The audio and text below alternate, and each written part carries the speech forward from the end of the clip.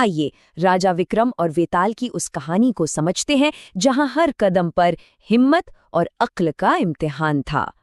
सोचिए, एक राजा आधी रात को शमशान क्यों जाएगा? बस यही सवाल एक बहुत खतरनाक सफर की शुरुआत थी। राजा विक्रम अपनी समझदारी के लिए जाने जाते थे, पर उनके दरबार में रोज एक अजीब योगी आने लगा। वो योगी रोज आता, एक फल देता और बिना कुछ कहे चला जाता। अब राजा की बेचैनी तो बढ़नी थी। फिर एक दिन राजा ने यूं ही फल काट लिया और अंदर से निकला एक बेशकीमती रत्न। मामला कुछ और ही था।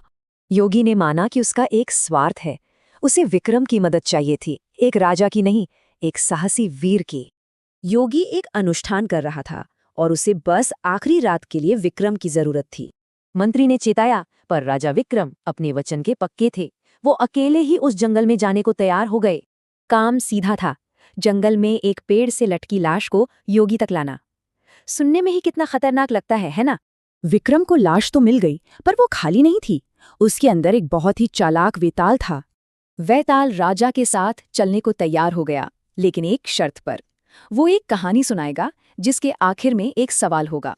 शर्त ये थी, अगर विक्रम बोला तो वेताल उड़ जाएगा, और जवाब जानते हुए चुप रहा तो उसका सिर फट जाएगा। तो अब सवाल ये था कि क्या राजा विक्रम बिना कुछ बोले वेताल को ले जा पाएंगे? असली खेल अब शुरू हुआ था। वेताल ने अपनी कहानी शुरू की। प्यार, वादा, सफर और एक खौफनाक हमला जिसमें पति और दोस्त दोनों के सिर कट गए।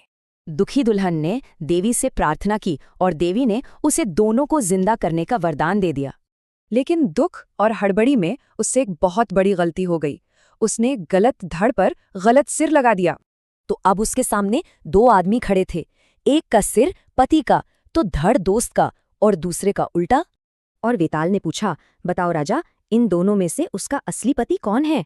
सवाल बहुत मुश्किल था। विक्रम के लिए न्याय सबसे ऊपर था।